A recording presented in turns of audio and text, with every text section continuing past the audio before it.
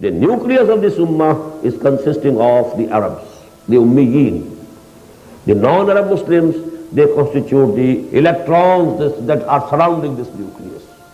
And the responsibility of the Arabs is much greater than the responsibility of the other Muslims. They are more responsible. They will get more reward if they go on the right path.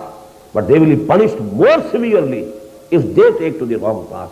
Which I said, in the last previous session, that this is going to come very soon, the Holocaust and the Malahim, Kitabul Malahim, full chapter in the books of the Ahadith about the wars which are going to come very soon.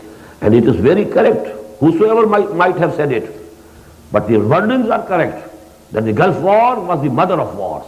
It's the beginning of a long series of wars. The Armageddon, the greatest and the biggest fight and war of the human race, human history, is going to be fought. That is called Armageddon in the last chapter of Bible, that is the Revelations.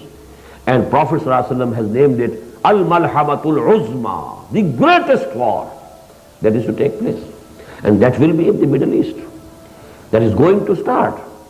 As far as I assess, as I told you last evening, Masjid al-Aqsa will be demolished. Why? It's so simple, so logical. It is for them what is Kaaba to us. For 1924 years, it is lying razed to the ground. Only one wall remains, a part of one wall, which they call the Wailing Wall. They go there, weep there, and they mourn there and come back. Their Temple of Solomon, their Qibla, their Kaaba, lying razed to the ground. How can they bear it? They did it. Why? Because they were powerless. They were in diaspora. They were scattered throughout the world. They had no power, no strength. But now they have a land of their own. They have their feet very strongly on that soil. And nobody, no country in the close region is powerful enough to challenge them. None of them. Only Iraq could have atomic teeth. There was a danger that atomic teeth can grow to this country. And what happened to that country, everybody knows. So actually, at least in the close region, there is none who can oppose or challenge Israel.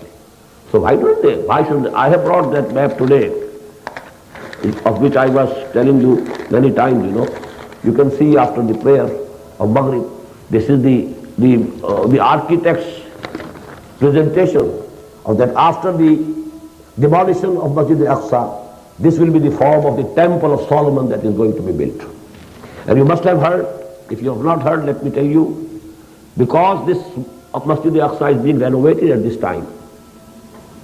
You must have heard or read that news that they needed a few mounds, I don't know the exact amount, of gold for the plating of the dome.